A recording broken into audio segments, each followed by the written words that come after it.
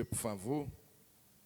Eu quero meditar num texto que Deus colocou no meu coração. 1 Tessalonicenses, primeira carta de Paulo aos Tessalonicenses. É Wanderson que está conosco hoje pela primeira vez. Deus abençoe, Wanderson. É um prazer imenso te receber. Tem mais alguém além do Wanderson conosco pela primeira vez? Não? Então vamos aplaudir bem forte a vida do Wanderson. Em nome de Jesus, Deus abençoe, querido. Glória a Deus. Seja bem-vindo. Primeira carta de Paulo aos Tessalonicenses, capítulo 1.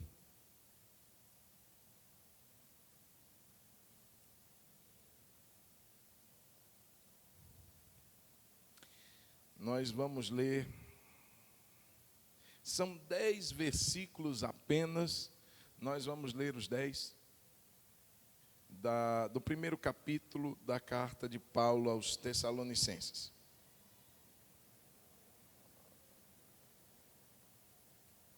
Glória a Deus. Paulo, quem abriu, diga amém.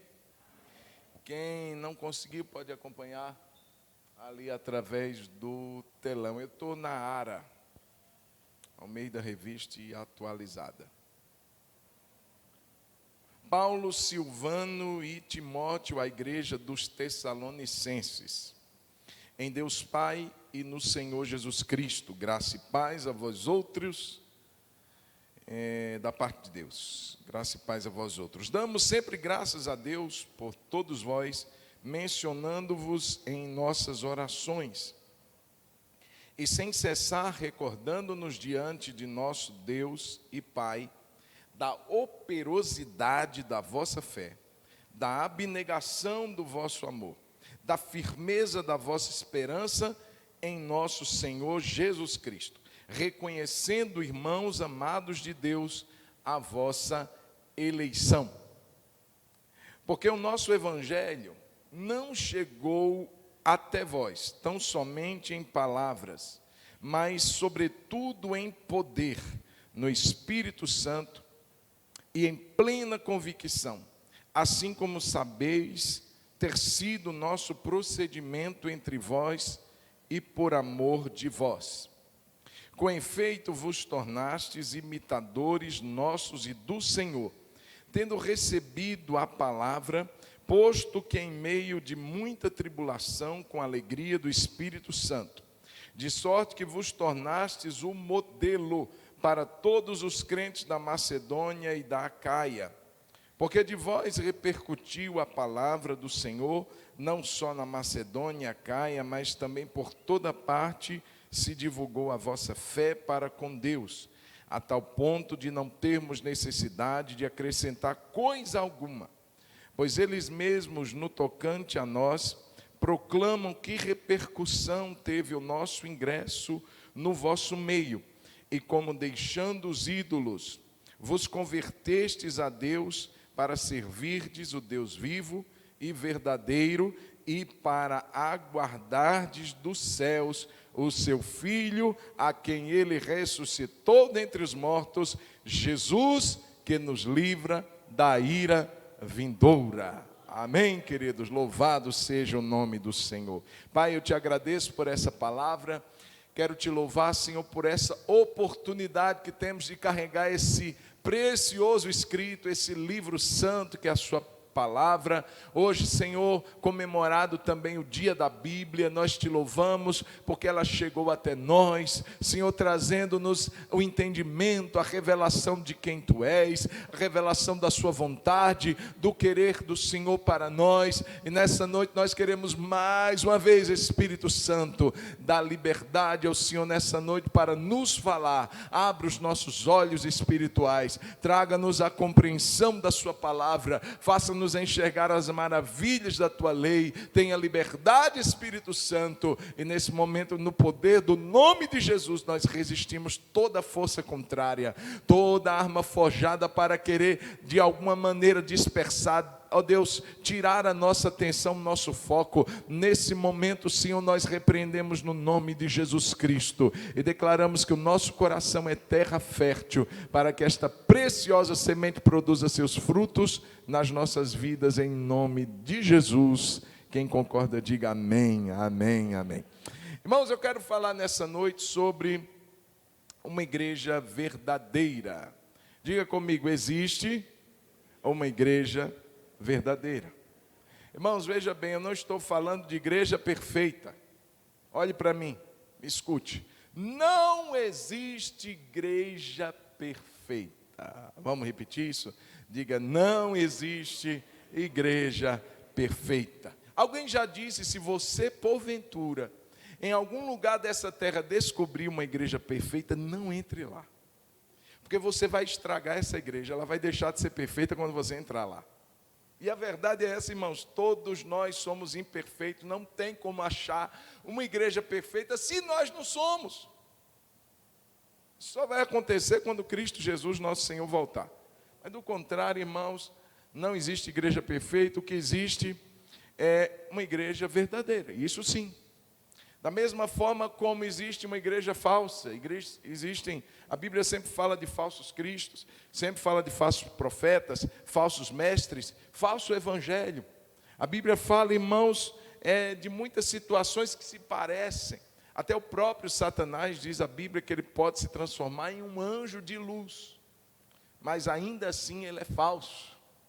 Então, amados, o que eu quero dizer é que se existe um falso evangelho, um falso Cristo, um falso mestre, um falso profeta, também existem falsas igrejas. Eu li um caso essa semana que dizia assim, não procure uma igreja próxima à sua casa, procure uma igreja próxima à Bíblia, uma igreja que esteja perto da palavra, perto da Bíblia, porque muitas vezes uma igreja que está perto da nossa casa não está perto da Bíblia.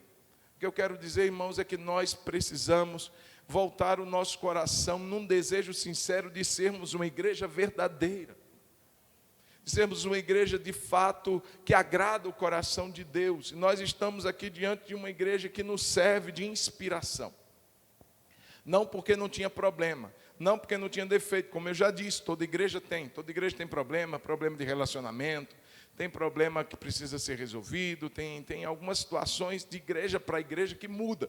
Você vai ver a carta de Paulo aos Coríntios, você fica assustado, você pergunta se é igreja? É igreja verdadeira. Até os erros são verdadeiros, até as falhas são reais, mas a disposição de acertar, a disposição de querer mudar, deve existir numa igreja verdadeira. Quem está entendendo, diga glória a Deus.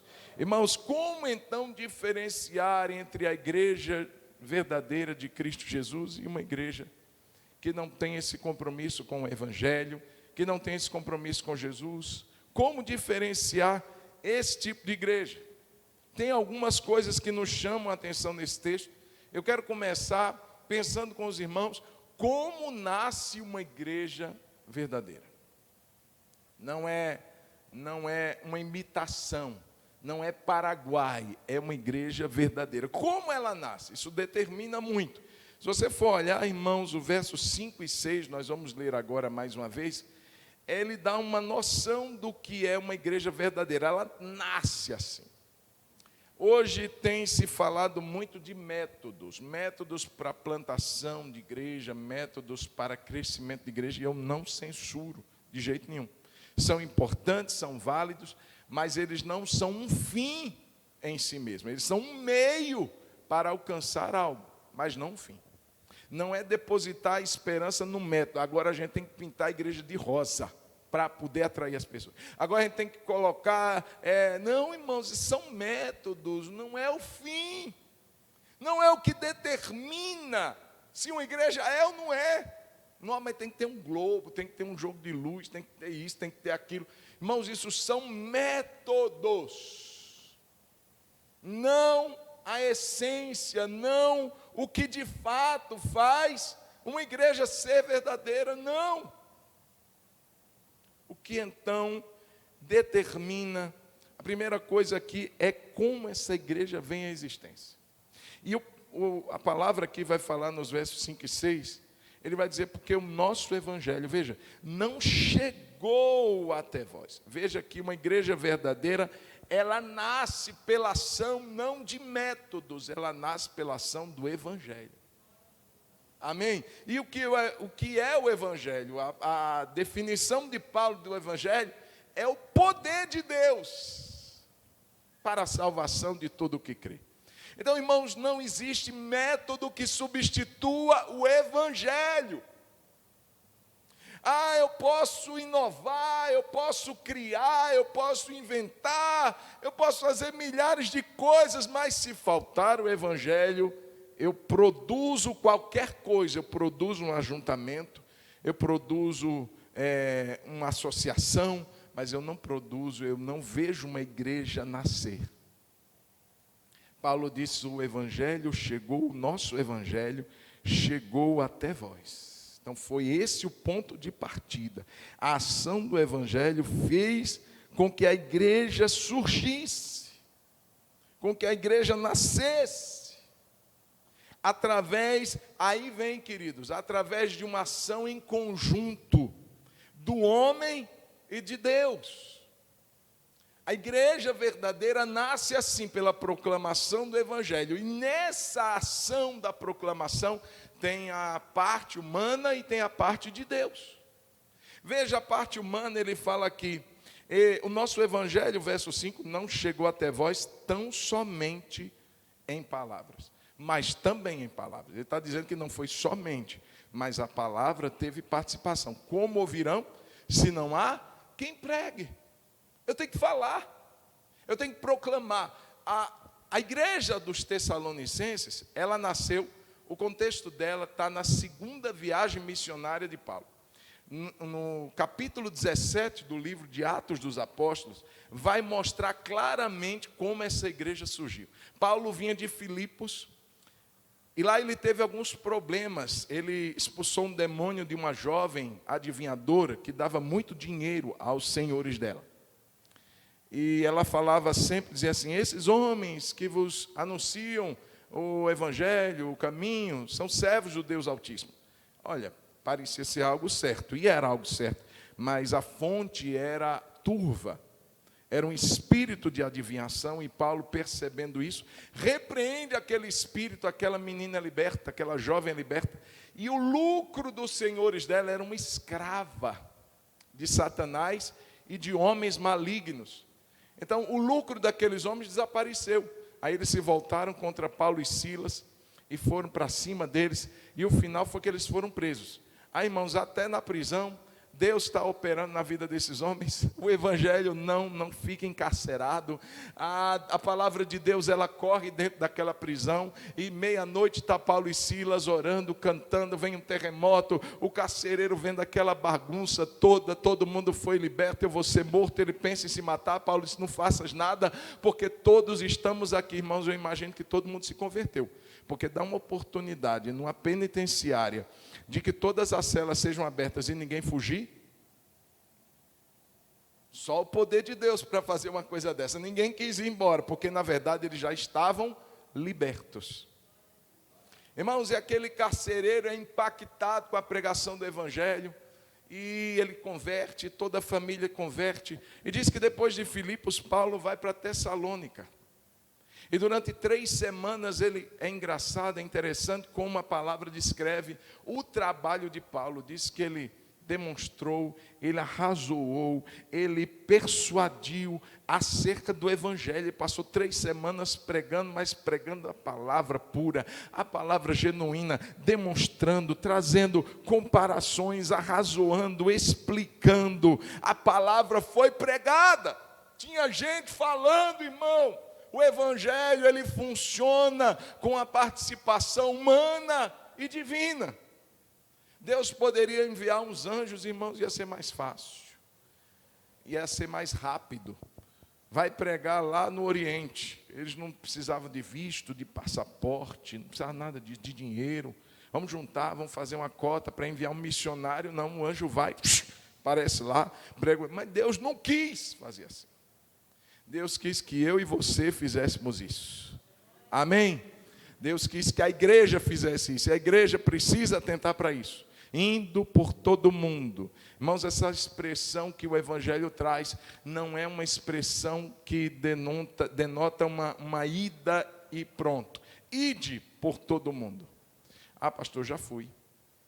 Na época que eu era jovem, Eu lembro que eu fiz umas viagens missionárias e eu ganhei muita, pronto, cumpri o chamado de Deus para a minha vida. Não, essa palavra está num sentido de continuidade. Na verdade, o original diz assim: indo por todo o mundo, pregai o evangelho a toda criatura. Ou seja, indo para a escola, indo para a faculdade, indo para a padaria, indo para o açougue, indo para a casa dos seus parentes, indo para a casa dos seus vizinhos, indo para qualquer lugar. Aproveite a oportunidade e pregue o evangelho. Então a igreja nasce pela proclamação do evangelho. Não existe outra coisa que faça uma igreja nascer a não ser a pregação do evangelho. A gente pode fazer o que for, pode colocar iluminação, pintura, isso tudo são coisas boas, irmãos, mas o que faz uma igreja nascer é o evangelho. O que faz uma pessoa ir para o céu é crer no evangelho. É crer naquilo que Jesus fez. Ele morreu por nós, Ele ressuscitou, Ele voltará, e Ele está convidando a todos nós a tomarmos uma decisão de segui-lo, de amá-lo e de viver para a glória dEle. Isso é evangelho. É a parte humana em palavras, não somente em palavras. E se, além das palavras, Ele vai falar assim também, olha, em plena convicção, olha lá, mas sobretudo em poder no Espírito Santo e em plena convicção.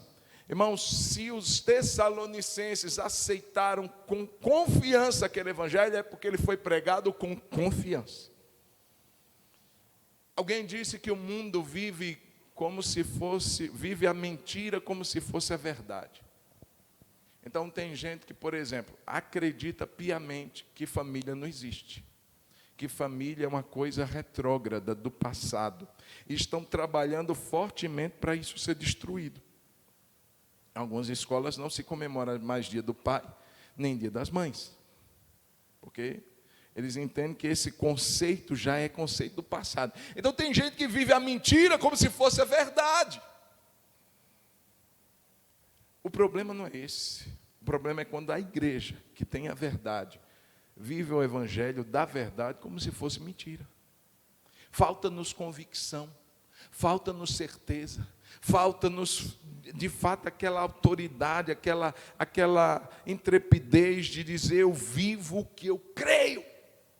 Temos visto muitos crentes que não se definem, que ficam no meio termo, em cima do muro, se escondendo da verdade. Tem a verdade, mas vive como se ela não fosse verdade.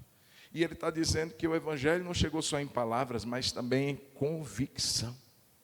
Você tem convicção do que você crê, querido?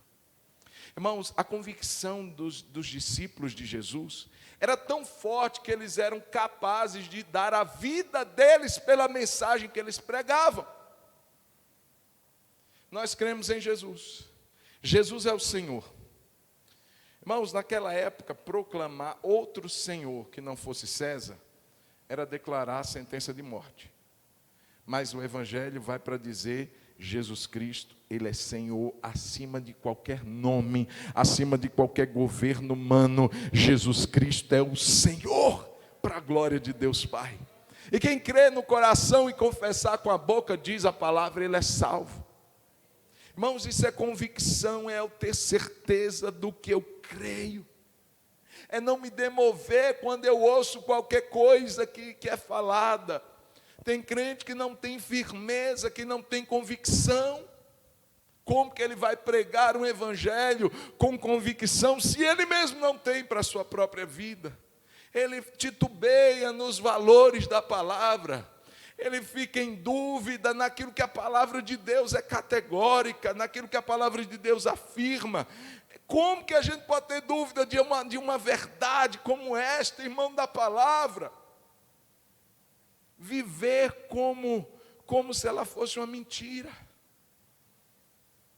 Tá bom, vamos viver assim mesmo. Não é o que a palavra diz. Como que cristãos podem revolucionar o mundo? Você sabe que quando Paulo chegou em Tessalônica, irmãos, foi um alvoroço tão grande. Ele só pôde ficar 3 semanas, porque os judeus se levantaram e disseram assim: faz alguma coisa para esses homens saírem daqui. Esses homens que têm transtornado o mundo chegaram aqui. Olha o conceito, irmão, quando as pessoas estiverem falando isso de nós, a gente está no caminho certo. Essa igreja tem transtornado o bairro. Essa igreja tem transtornado a cidade. Esse cristão chegou para trabalhar nessa empresa e desde que ele chegou para trabalhar aqui, as coisas são diferentes. Irmãos, a gente tem que influenciar o lugar que a gente está. A gente tem que influenciar o lugar que a gente mora. As pessoas têm que sentir, têm que perceber a diferença na vida do crente. Crente não pode seguir o caminho de todos. Crente tem uma fé, crente tem um conjunto de valores que o diferencia dos outros. É convicção, e o que tem faltado para a igreja nesses dias é convicção. Convicção do que crê, do que sabe como verdade absoluta. Até porque a gente não pode mais, pastor, proclamar que existe uma verdade absoluta, porque tudo é relativo. Não, irmão, existe uma verdade sim. Jesus disse: eu sou o caminho, eu sou a verdade e eu sou a vida, e eu creio nisso, meu irmão, e quem crê dá glória a Deus. Ele é a verdade, a gente crê nisso. E a palavra é a verdade. Irmãos, Paulo, além de proclamar com palavras, com convicção, ele fala de procedimento. Olha o que diz ainda o verso de número 5. Vamos ler todo, porque o nosso evangelho não chegou até vós tão somente em palavra, mas sobretudo em poder, no Espírito Santo e em plena convicção, assim como sabeis ter sido nosso procedimento entre vós. Veja, irmãos, não adiantava pregar uma coisa e viver outra. Há quem pregue algo muito bem, o que vive muito mal. Uma pessoa pode pregar maravilhosamente sobre família e ter o casamento acabado. Uma pessoa pode falar maravilhosamente sobre criação de filhos e ter filhos que não se submetem. Em não saber disciplinar, em não saber corrigir, em ser complacente, compassivo demais, sem limite nenhum. Irmãos, eu posso falar muito bem do que eu vivo muito mal. Procedimento, ele reforça as minhas palavras. O procedimento dá força ao que eu falo. Não é que substitui, veja, a palavra é necessária, e é para reforçar a palavra, ele está dizendo aqui, olha o meu procedimento. Vocês viram como eu me portei entre vocês. Não adianta falar, não faça, e tu que julgas, tu que pregas que não deve mentir, tu mentes, tu que pregas que não deve adulterar, adulteras. Tu que pregas isso e vive exatamente o que você prega contra, você vive isso. Irmãos, é incoerente e infelizmente é o que a gente tem visto em muitos lugares que se dizem cristãos. É uma fé, é uma palavra, é uma verdade que não vem acompanhada do procedimento. Então, irmãos, se não houver essa tríade, a palavra de convicção acompanhada do procedimento, não há como nascer uma igreja verdadeira. Pode ter ajuntamento, pode ter uma linda estrutura, pode ter tudo isso, mas falta verdade. A igreja precisa ser igreja verdadeira, amém, queridos? E essa igreja nasceu assim. Paulo pregou com convicção, a ponto de, se necessário, padecer pela mensagem. Pode me prender, tem problema nenhum. Pode me açoitar, tem problema nenhum. Mas enquanto eu estiver vivo, a palavra não vai ficar amordaçada, encarcerada. Eu vou continuar pregando com convicção a palavra de Deus. E mais do que isso, demonstrando ela na minha vida. Irmãos, essa igreja, em 3 semanas, ela se tornou uma igreja verdadeira e forte.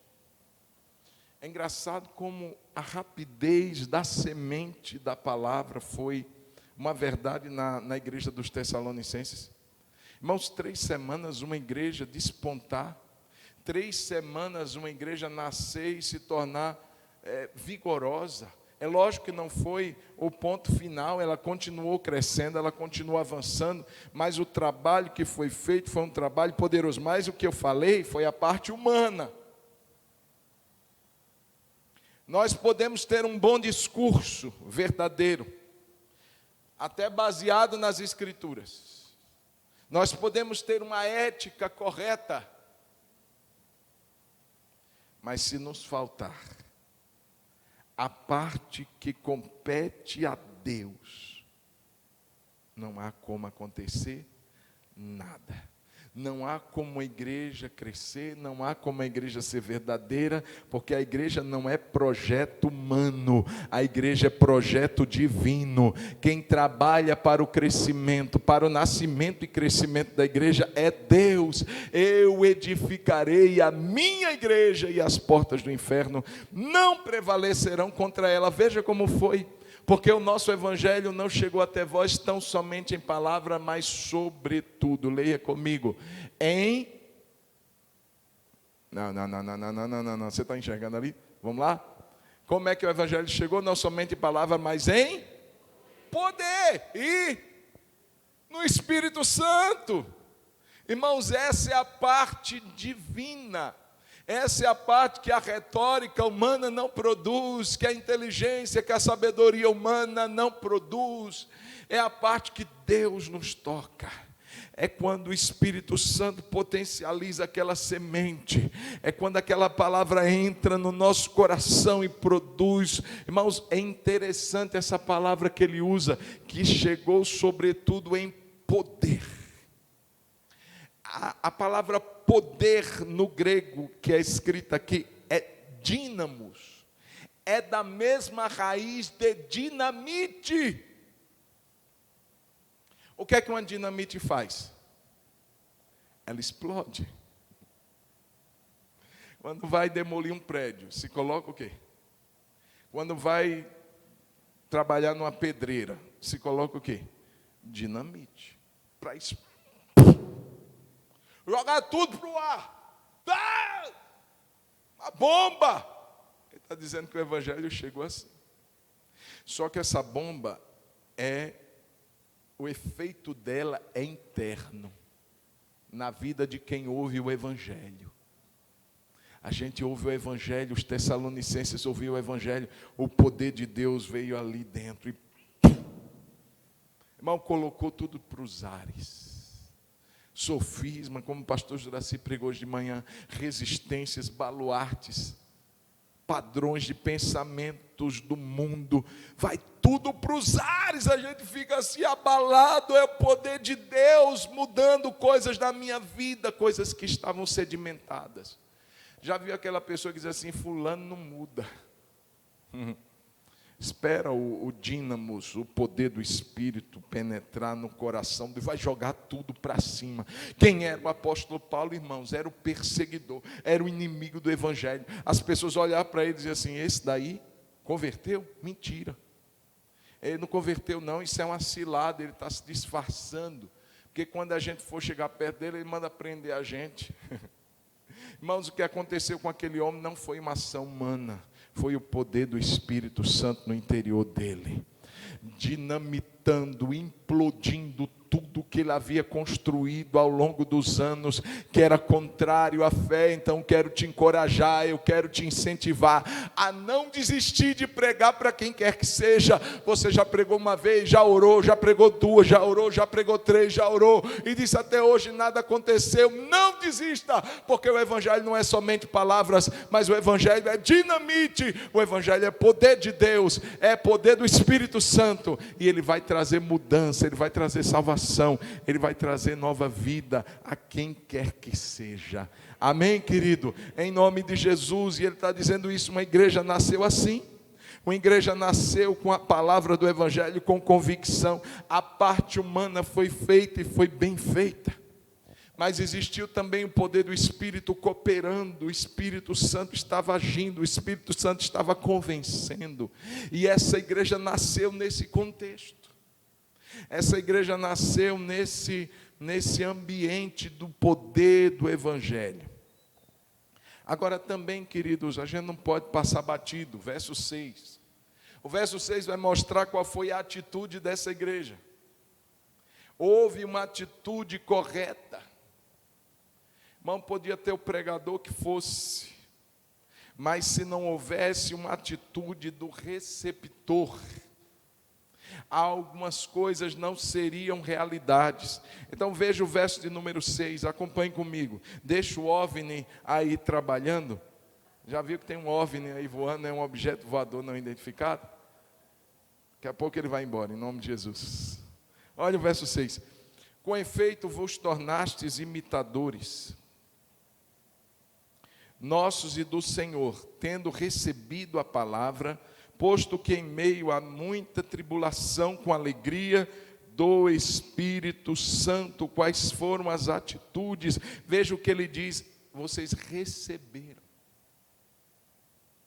Vocês ouviram e receberam. O verso 13 do capítulo 2, vá comigo lá. Outra razão ainda temos nós para incessantemente dar graças a Deus, é que tendo vós recebido, diga comigo, recebido o quê? A palavra, que de nós ouvistes, veja o caminho, eles ouviram, ao ouvirem eles receberam, e eles receberam a palavra que é de Deus, e ele está dizendo, não apenas receberam, mas vocês acolheram, guardaram, abraçaram, não deixaram ela ir embora. Vocês acolheram essa palavra não como palavra de homens, mas como palavra, como em verdade é a palavra de Deus, o qual com efeito está operando eficazmente em vós os que credes. Veja, irmãos, existe uma participação de quem ouve. Se eu estou aqui ouvindo, se você está em casa ouvindo, e a gente não acolhe a palavra, essa palavra não opera nada na nossa vida. É um trilho. Vocês ouviram a palavra, vocês receberam a palavra, vocês acolheram a palavra, porque acolheram a palavra, ela está operando em vocês. Irmãos, eu posso dizer que a palavra é poder de Deus, porque ela opera, ela trabalha.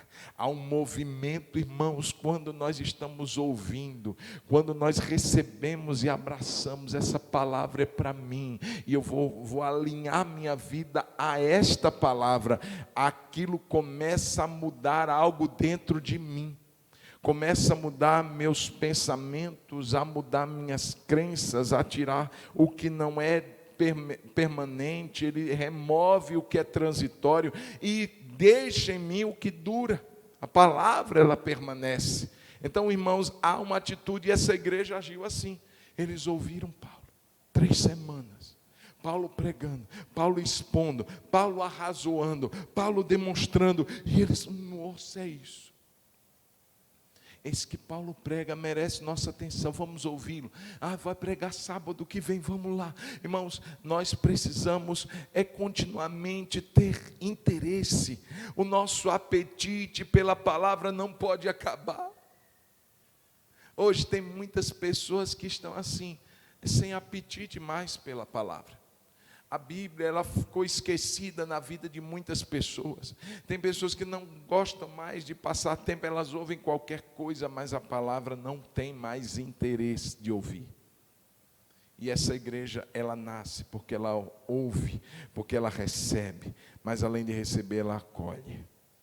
Eu posso receber alguém, mas chamar aquele alguém para morar comigo é diferente.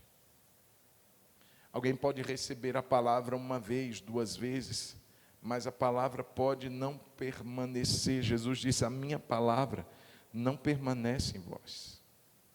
Ele falou para alguns religiosos, a minha palavra não tem permanência em vós.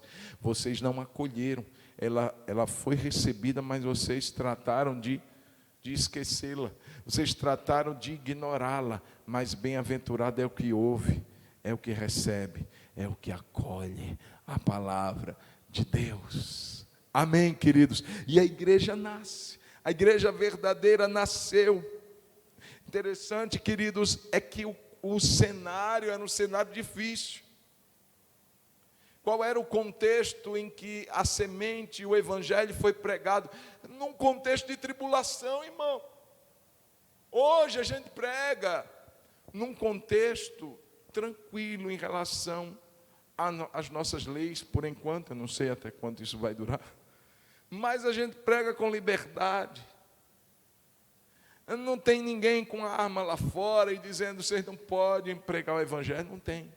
Como em alguns países que a gente sabe que vivem isso, eles vivenciam essa dura realidade, igrejas que são explodidas por radicais, pastores, pregadores que são mortos ao saírem de suas casas para irem pregar o evangelho. Irmãos, a gente não vive isso. Só que essa igreja aqui diz a palavra que eles receberam, verso 6, eles acolheram, eles receberam a palavra, final do verso 6, posto que em meio de muita tribulação, ele não está dizendo de pouco, ele está dizendo de muita. Essa igreja estava passando lutas, tribulações, perseguições, dificuldades, e eles receberam a palavra, irmãos, e é uma coisa de Deus mesmo. Ele está dizendo assim, receberam a palavra com a alegria do Espírito Santo. Veja que a igreja verdadeira, ela não se intimida. A igreja verdadeira, ela não se esconde. A igreja verdadeira, em meio à tribulação, ela continua avançando na alegria do Espírito Santo de Deus.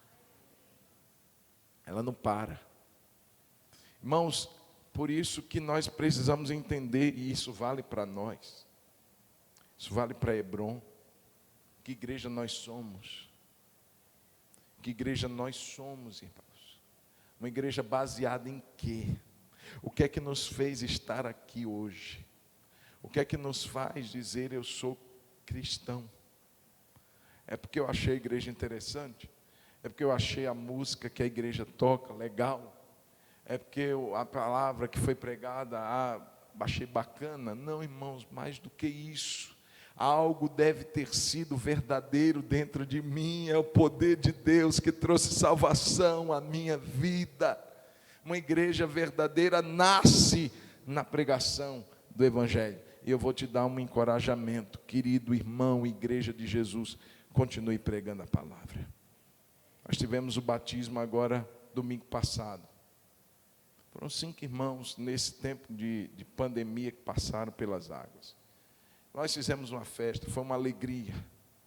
Mas veja bem, queridos, se cada um de nós ganhássemos uma pessoa para Jesus durante um ano pregando o evangelho com convicção, se esse evangelho é verdadeiro em mim, o que me impede de dizer para o outro é verdadeiro para mim, pode ser para você também.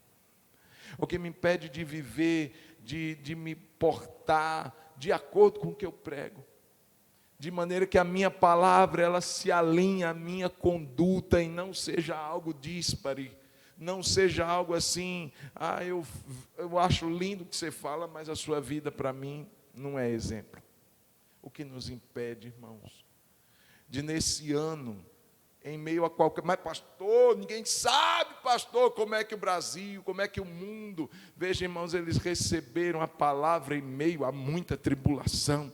E a palavra não ficou inócua, a palavra não ficou inoperante, a palavra continuou trabalhando, eles continuaram avançando, posto que em meio a muita tribulação, mas eles estavam cheios da alegria do Espírito Santo, continuaram servindo a Deus, continuaram amando a Deus e continuaram frutificando. Você vai ver que a fé deles se espalhou, não foi para o bairro vizinho, foi para regiões vizinhas, toda a Caia e Macedônia ouviram falar da fé desses irmãos, em meio a muita tribulação. Quem se esconde, irmãos, de fazer a obra de Deus por causa de uma dificuldade, não entendeu o poder do evangelho. Não entendeu. Eu conheço pessoas, irmãos, eu tenho um testemunho do nosso querido e saudoso irmão Alcebiades. Podia falar de outros, mas eu lembro, irmãos, de uma das vezes que eu ia visitar irmão Bida lá no CTI. Irmão Bida, lá no hospital Madre Teresa.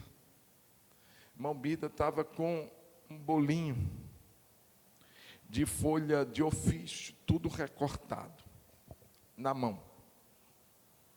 Um monte de papelzinho assim. E ele pediu uma caneta a alguma das enfermeiras. E ele ia escrevendo o versículo bíblico.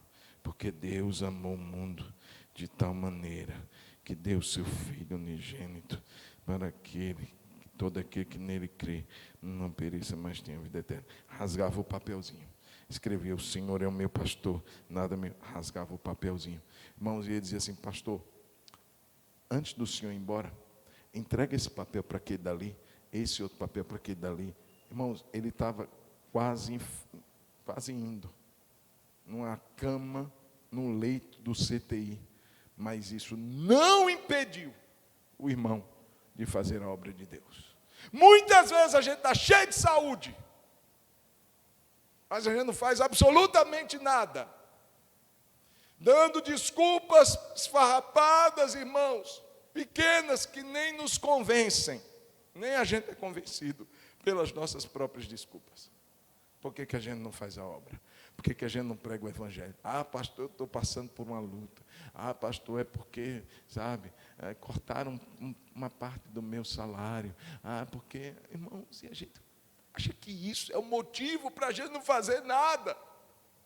Posto em meio a muita tribulação, mas eles estavam cheios da alegria do Espírito Santo de Deus. Isso é a igreja do Senhor Jesus, irmão. Quantos querem ser a igreja verdadeira de Jesus Cristo?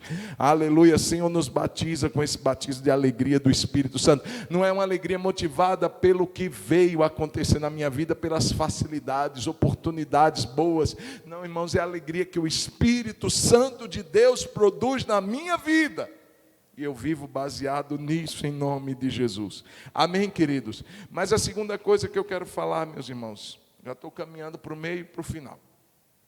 Como que uma igreja verdadeira nasce? Você viu que é pelo poder do Evangelho, que opera através da vida de homens e mulheres que se dispõem a pregar com convicção, a pregar com procedimento, mas também pelo poder do Espírito Santo de Deus que opera, que age. Mas quais foram as marcas que essa igreja viveu?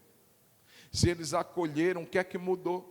Irmãos, Paulo vai dizer aqui no verso de número 3, recordando-nos, ele estava orando pela igreja, e ele está dizendo: enquanto eu orava, eu recordava de 3 coisas que aconteceram na vida de vocês. A primeira coisa, eu recordo da operosidade da vossa fé.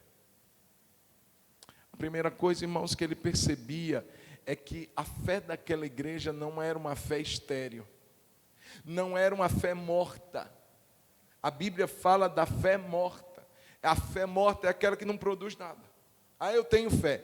Os demônios creem e estremecem, mas eles não têm uma fé viva. A fé dos demônios, muitos crentes que se dizem crentes têm ela, porque creem em Deus. Nossa, eu creio tanto em Deus. Mas e daí? O que é que isso está fazendo diferença na sua vida? Nada. É fé de demônio. Está lá em Tiago. Os demônios creem, estremecem. Eles sabem quem é Deus, mas não produz arrependimento, transformação. Eu nunca vi um demônio aceitando Jesus, convertendo o Evangelho. E nunca vou ver. Mas ele crê em Deus. E daí? E daí? Não tem diferença nenhuma. Ele está dizendo que a fé dos Tessalonicenses era uma fé operosa. Era uma fé que se movimentava, era uma fé que gerava frutos, era uma fé viva, era uma fé dinâmica. Na prática, olha o verso de número 9, olha o que é que aconteceu. Coloca aí, Vanessa, por favor. Olha o verso 9, olha o que é que a fé fez na vida deles. Pois eles mesmos, as pessoas que ouviram dos Tessalonicenses, a fé que eles tiveram, eles mesmos, no tocante a nós, proclamam que repercussão teve o nosso ingresso no vosso meio, e como deixando os ídolos, vos convertestes a Deus, para servirdes o Deus vivo e verdadeiro. Veja, irmãos, tem tanta gente que diz que tem fé em Deus, mas ainda não converteu. Tanta gente que diz que tem fé em Deus, mas não deixou, não abandonou nada. Aqui ele está dizendo que a primeira coisa, em 3 semanas, eles deixaram os ídolos. Eles abandonaram o que não era do agrado de Deus. Eles abriram mão do que era pecado. Nós não teremos outro Deus além desse Jesus. E nós vamos abandonar qualquer ser, qualquer coisa que ocupe o lugar de Deus. Abandonaram, rejeitaram, abriram mão. Irmãos, e tem tanto crente que diz que tem fé em Deus, mas não abre mão de um pecado. Aquele pecado acompanha esse crente há anos. Ele gosta, mas não abandona. Que fé é essa, irmão? Que fé que não gera fruto? Que fé que não gera mudança? Uma fé morta, uma fé de demônio, que não gera nada. Ele está dizendo, vocês abandonaram os ídolos para servirem um Deus vivo e verdadeiro. A fé de vocês foi demonstrada aí. Tem mudança na minha vida. A fé precisa ser demonstrada. Irmãos, veja bem, tem coisas que são internas. Fé, ele vai falar, fé, esperança e amor. Isso não se vê. Alguém vê esperança estampada? Sim, pode ver o resultado da esperança, a obra da fé, mas os termos são valores que não se enxergam. Mas o que eles produzem, esse sim se externam. A fé de vocês é operosa. A fé de vocês tem fruto. A fé de vocês levou com que vocês abandonassem algumas coisas. Irmãos, o que é que nós precisamos abandonar? Tem crente velho de igreja, irmãos, que não conseguiu deixar vício. Ainda continua dando umas bicatinhas na pituca do cigarro. Né? Ainda toma todas escondidas e faz um tanto de coisa, irmãos, nas camuflas da vida, nas noites que ninguém está vendo e acha que Deus também não vê. Que fé é essa? Vocês abandonaram os ídolos para servirem o Deus vivo e verdadeiro. A primeira coisa que o Evangelho produz numa igreja verdadeira, irmãos, ela põe operosidade na fé. A fé se torna uma fé viva, uma fé dinâmica, uma fé que se movimenta. Além disso, ele vai dizer no verso 3 ainda, a abnegação do vosso amor. Além da fé, a outra virtude que ele traz é o amor. Só que essa palavra abnegação fala de um trabalho exaustivo, fala de um trabalho que se sacrifica. Irmãos, nós vemos muitas vezes igrejas e crentes que ficam assim, o que importa é a minha felicidade, o que importa é o meu bem-estar, ninguém pise no meu pé, isso ninguém faça comigo. Cadê o nosso amor abnegado, irmão? Cadê o nosso amor que dá preferência em honrar o outro? Que procura a honra do outro? Que se abstém de falar mal do outro? Longe da presença do outro. Se eu tenho que falar, eu tenho que falar na presença de quem eu tenho que falar. E não as escondidas. Que amor que não se renuncia em favor do outro. É o que a igreja possui, irmãos. Se não houver isso, há que haver desconfiança no tipo de evangelho que a gente diz que tem. A fé tem que ser operosa, mas o amor tem que ser abnegado. Eu tenho trabalhado para abençoar a vida de alguém? Eu tenho de alguma maneira me esforçado, irmãos, e veja que a palavra abnegado, o trabalho, fala de algo exaustivo, fala de um labor, fala de uma fadiga, fala de um cansaço, em servir o outro. Mateus 25, se você puder, coloca lá, Vanessinha, Mateus 25, 40. Olha que tipo de amor que serve, que tipo de amor que trabalha, que tipo de amor abnegado, irmãos, é exigido de nós. Você diz assim, não, mas isso eu amo Jesus, pastor. Eu amo Jesus. Eu não amo meu vizinho. Não estou falando dos irmãos da igreja, mas eu amo Jesus. Olha o que diz Mateus 25, 40. Leia comigo, por favor. O rei respondendo, está falando que rei é esse? É Deus. Aí a parábola, o rei respondendo lhes dirá, em verdade vos afirmo que, sempre que o fizestes a um destes meus pequeninos irmãos, a mim o fizeste. Volta para o 39. para o 38. Por 37. Vamos pegar daí. Então perguntarão os justos: Senhor, quando foi que te vimos com fome e te demos? Você já viu alguma vez Jesus assim, eu estou com a fome, Cristiano? Eu estou com a fome, Cristiano. Se você visse Jesus, Cristiano, dizendo isso, o que é que você ia fazer? Ah, meu irmão, fala sério. É ou não é? A gente ia dar um jeito de correr na cozinha, ia preparar alguma coisa bem feita. É ou não é? É ou não é, Cristiano? Jesus está me pedindo isso, nossa, ele está com a fome. Quando foi, Senhor, que nós te vimos com fome e te demos de comer, ou com sede e te demos de beber, verso 38. Ou quando te vimos forasteiro e te hospedamos, ou nu e te vestimos. Ou quando te vimos enfermo ou preso e te fomos visitar. Se eu soubesse que Jesus estava em algum lugar, mesmo que seja com uma dorzinha de cabeça, eu ia lá. É? Então tá bom. Verso número 40. O rei respondendo lhes dirás: em verdade vos afirmo que sempre que o fizeste a um destes meus pequeninos irmãos, a mim o fizeste. Às vezes a gente fica esperando, irmãos, que algo surpreendente aconteça para a gente dizer: eu fiz algo para Jesus. Uma visita que a gente faz a um enfermo, uma ajuda que a gente dá a quem está precisando, é para Jesus. Cadê o amor abnegado da igreja? Glória a Deus que a igreja é bom, irmãos. Ela tem entendido isso. Ela tem entendido o valor da ajuda, do abençoar, do auxiliar, do estender a mão. Quero ainda reforçar. Se você ainda não trouxe o alimento, o material de higiene, material de limpeza que possa ser doado, nós estamos com muitas doações. E obrigado você que nos abençoou. Nesse Natal nós vamos abençoar muitas famílias para a glória de Deus. Amém? Não apenas com cesta básica, com arroz e feijão, com o básico. Nós queremos ir além.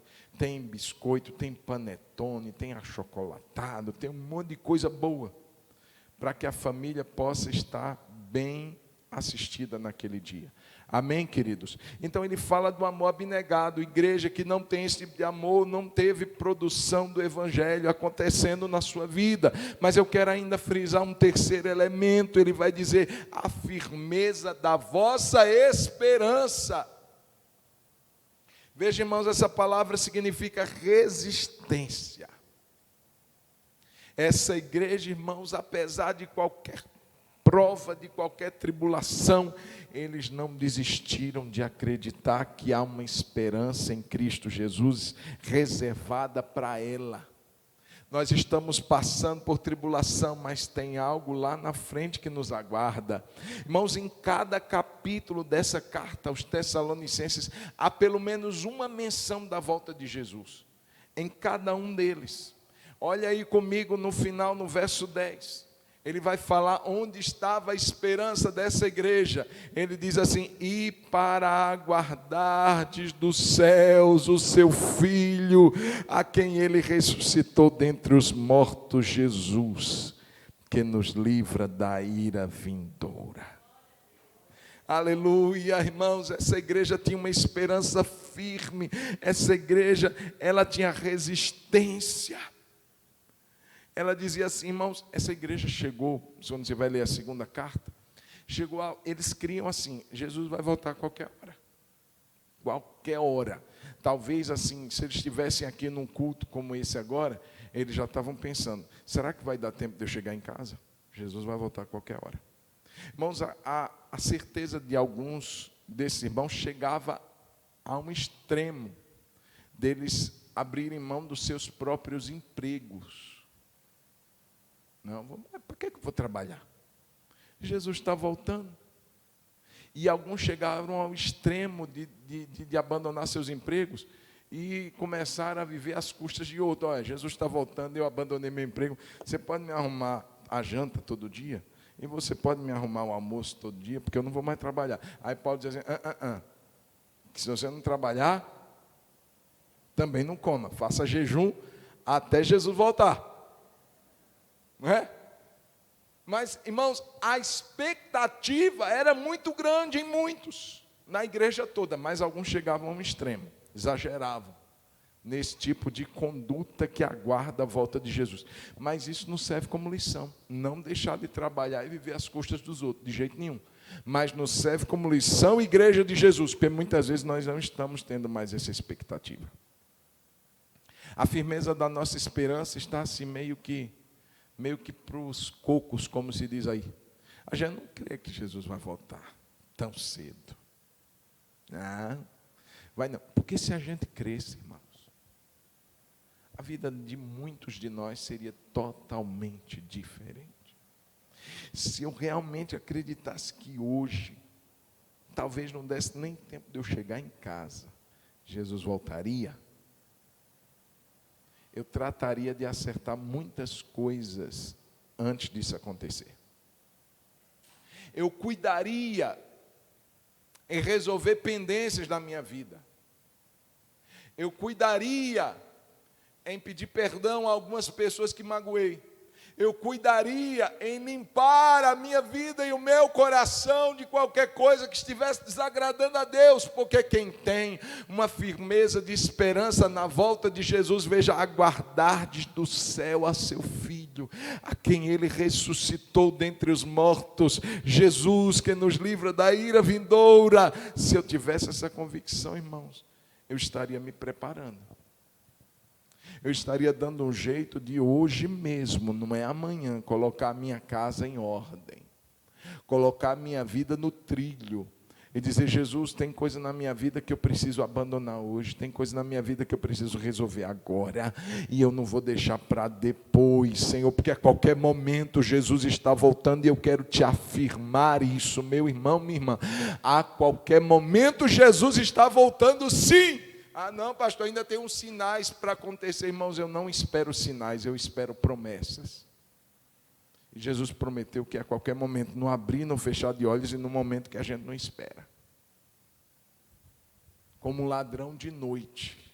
É quando justamente a gente vai dizendo, falta tanto, é ali que Jesus volta. É no momento que a gente não imagina. Eu creio nas promessas, irmãos. Amém. E Jesus está voltando. E se alguma coisa, meu irmão, deixa eu te falar, com todo o temor do meu coração, para todos nós, é uma caixa de reverberação. A palavra que sai da minha boca bate, mas volta também. Amém? Nós precisamos nos preparar, porque Jesus está voltando. Aguardardes do céu significa se prepare para isso. Jesus Cristo está ressuscitado, está vivo. Amém? E Ele nos livra da ira vindoura. Irmãos, igreja viva, igreja verdadeira é isso. É mais do que performance, é mais do que encenação, não, irmãos. É fé verdadeira, é amor abnegado, e é esperança que nada arranca de nós. Quantos crentes, irmão, nesse tempo difícil de pandemia, abandonaram a fé? Quantos crentes nesse tempo de dificuldade desacreditaram daquilo que um dia pregavam? Que isso não aconteça conosco em nome de Jesus, e se aconteceu com alguns dos nossos, que o Espírito Santo traga convencimento nessa noite, no poder do nome de Jesus, aonde eles estiverem. Eu estava conversando hoje de manhã, conversando ali com o pastor Juraci, antes dele entrar, e ele estava mostrando uns dados que ele viu, uma pesquisa que ele fez, em que nós temos o dobro de irmãos fora da igreja do que dentro da igreja. Há 2 igrejas fora da igreja. Está dando para entender? Há o valor exato de 2 vezes o número que temos hoje que congrega, está fora da igreja. Irmãos, que coisa triste.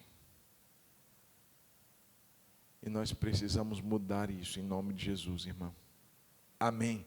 Primeiro começando em nós. Senhor, nada vai arrancar a firmeza da minha esperança. Eu vou igual gato, nem que seja agarrado nas unhas, mas eu não vou abrir mão da minha fé, eu não vou abrir mão da minha esperança, eu vou resistir, qualquer que seja a tribulação, a dificuldade, porque a minha esperança não pode ser arrancada, Jesus vai voltar.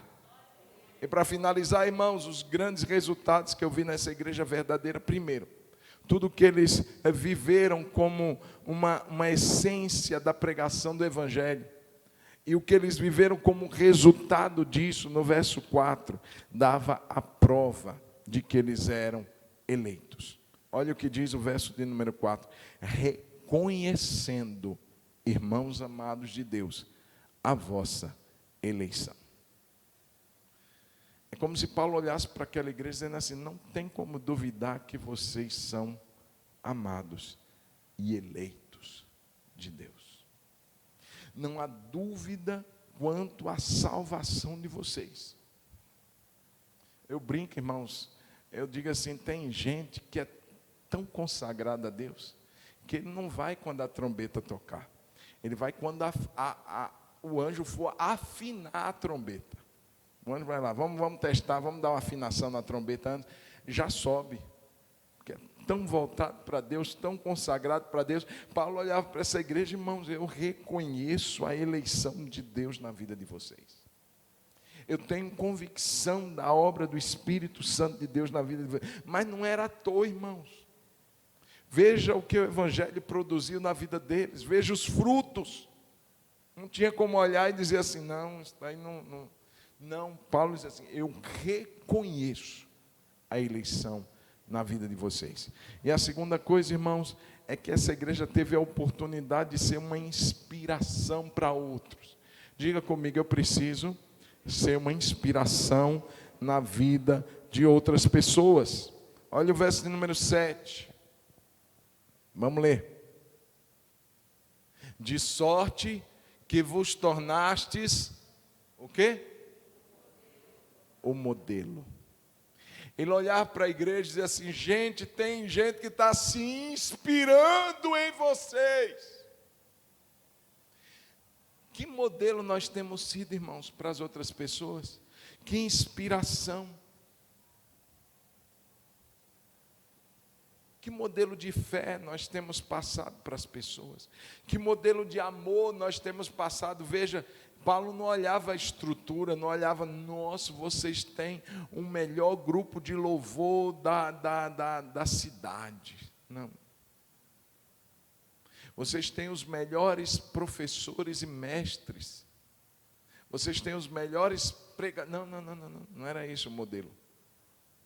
Era a fé que eles tinham, uma fé viva, uma fé operosa, era o amor que eles carregavam pela vida dos irmãos, em abençoar, em ajudar, um amor abnegado, e era a convicção, a certeza da esperança, Jesus vai voltar, Jesus vai voltar. As igrejas olhavam para eles e diziam assim, uau, nós precisamos ser como a igreja dos Tessalonicenses, estão passando uma rolha, estão passando uma prova, estão passando tribulação, mas olha a alegria do Espírito Santo na vida daquela igreja. Irmãos, isso alegrava os outros, isso motivava os outros irmãos, que você e eu possamos ser inspiração, que você e eu possamos ser modelo, não para a glória de nós, irmãos, para a glória de Deus, mas que outras pessoas se sintam animadas quando olharem para a nossa vida, amém? Que outras pessoas se sintam mais encorajadas a andar com Deus quando olharem para nós. Que pessoas se sintam mais encorajadas a amar Jesus quando olhar para mim, para você, amém, querido? Se a gente não está inspirando ninguém, que modelo a gente pode ser? Que modelo a gente tem sido? Que Deus nos dê essa graça de sermos, não uma igreja perfeita, mas uma igreja verdadeira, amém, queridos? Eu quero ser essa igreja, que você, em nome de Jesus, que é Hebron, a cada dia, procure ser essa igreja. Amém, queridos? Essa igreja voltada para a fé em Deus, uma fé viva, um amor abnegado, uma esperança firme, um evangelho que opera, o Espírito Santo dinamitando tudo aqui dentro, mudando tudo que está errado, me tirando todos os ídolos que um dia eu construí, eu levantei na minha vida, e que a minha vida hoje seja voltada unicamente para servir o Deus vivo e verdadeiro. Você tem a alegria, meu irmão, minha irmã, de servir o Deus vivo e verdadeiro. Amém, querida? Aleluia. Vamos orar, fique de pé em nome de Jesus.